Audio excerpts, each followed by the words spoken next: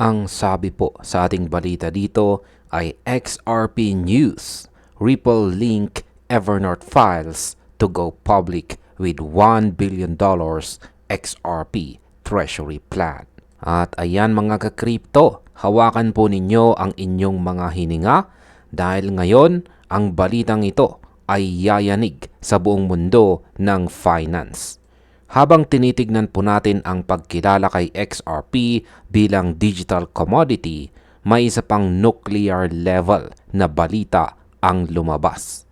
Ang Evernorth Holdings na may malalim na koneksyon sa Ripple ay opisyal na pong nag-file ng S-4 registration sa SEC para maging public sa Nasdaq.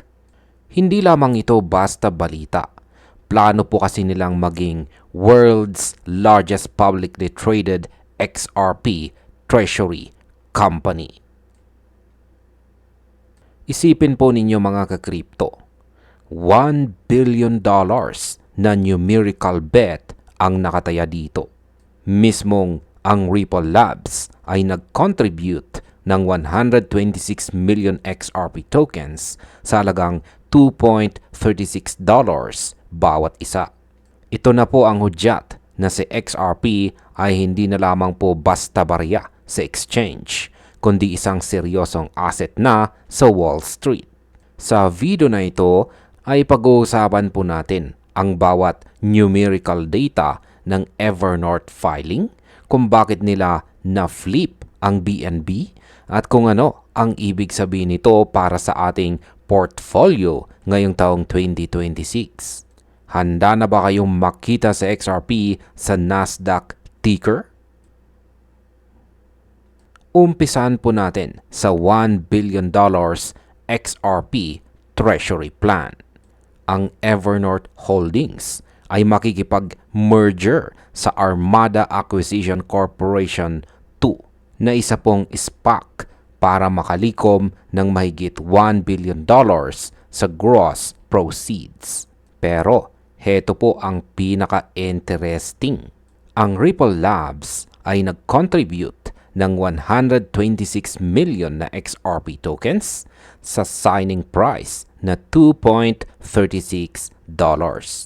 Ibig pong sabihin, ang institutional valuation nila kay XRP ay malayo sa kasalukuyang market price na $1.52. Sa aking opinyon ay masasabi kong napaka-importante ng numerong $2.36. Ipinapakita nito na ang mga insiders at big players ay naniniwala na ang fair value ng XRP ay nasa double digits na dapat sa hinaharap. Sa kasalukuyan, ang Evernorth ay may hawak ng 388 million na XRP na binili nila sa average price na $2.44. Hindi sila natatakot bumili sa mataas na halaga dahil ang goal nila ay hindi lang mag-hold, kundi mag-provide ng liquidity at saka institutional lending. Sa madaling salita, gagawin nilang productive asset sa XRP sa loob ng Nasdaq. Ito po ang tinatawag nating institutional conviction sa pinakamataas na level nito. Ngayon ay pag-usapan naman po natin ang tungkol sa pag-flip ni XRP kay BNB, kung saan ay ang kanyang pag-reclaim ng top 4 spot. Na-flip na po natin ang BNB para muling makuha ang 4th spot sa global crypto rankings. Sa market cap na $93.03 billion at presyong $1.52, sa XRP ay nagpapakita ng lakas na hindi natin nakita sa loob ng mahabang panahon. Umabot din sa record high na 7.7 million ang bilang ng mga XRP holders sa 13-year history nito. Ang active addresses naman ay umakyat sa 46,767 na isang 5-week high. Sa aking opinyon ay nakikita natin dito ang convergence o pagsasama ng retail at institutional interest. Habang ang mga tao ay nagbubukas ng bagong wallets, ang mga kumpanya gaya po ng Evernorth ay naghahanda na sa Nasdaq listing under the ticker XRPN.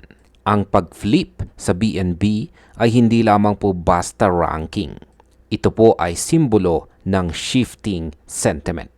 Ang mga investors ay lumilipat na mula sa exchange tokens patungo sa utility tokens na may legal clarity mula sa SEC at CFTC. Ang $93 billion market cap ay simula pa lang kung ikukumpara po natin sa $1 trillion potential ng global treasury market. Ngayon ay pag-usapan naman po natin ang aktibong paglago ni XRP. Marami ang nagtatanong, ano nga ba ang difference ng Evernorth listing sa isang spot XRP ETF? Ang sagot po ay nasa action. Ang isa pong ETF ay passive. Ibig pong sabihin, sinusundan lang nito ang presyo. Pero ang Evernorth ay active. Plano nilang palakihin ang kanilang XRP holdings per share sa pamamagitan ng institutional lending, liquidity provisioning at DeFi participation gamit po ang Ripple's RLUSD stablecoin.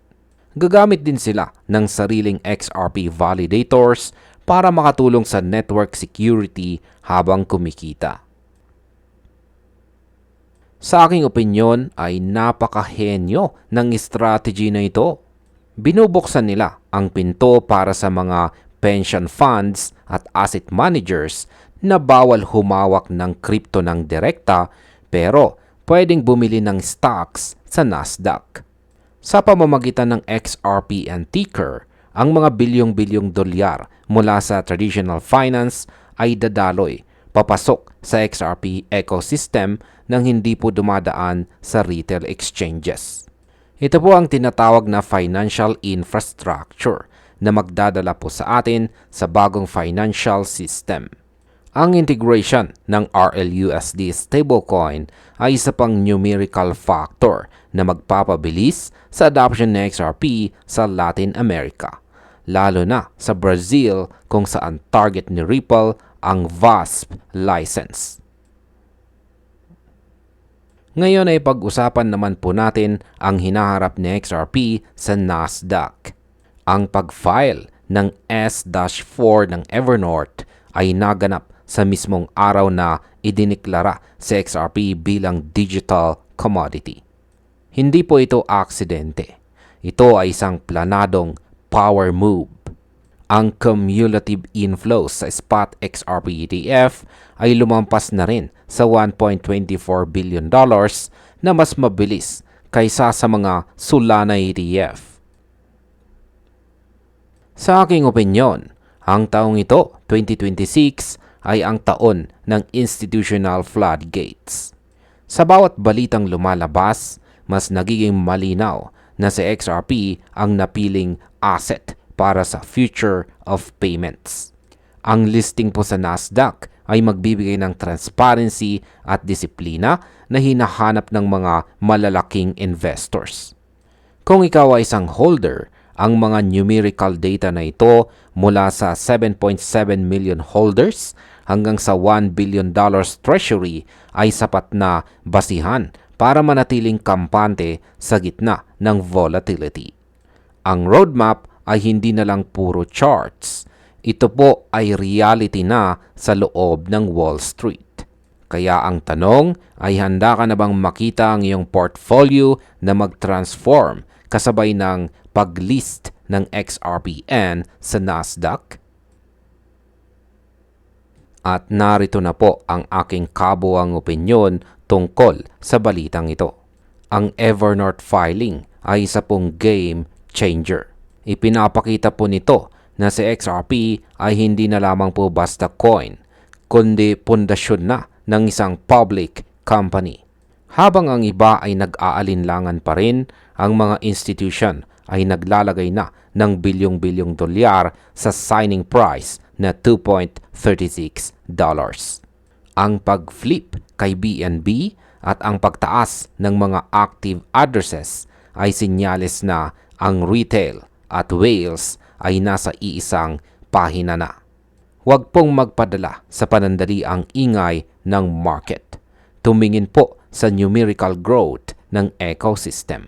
Si XRP ay opisyal nang pumasok sa main stage ng global finance. Tandaan po natin, sa larong ito, ang may pinakamalalim na impormasyon at pinakamahabang pasensya ang siyang laging umaani ng pinakamalaking tagumpay. At hanggang dito na lamang po tayo sa video na ito mga ka-crypto. Marami pong salamat sa panunood.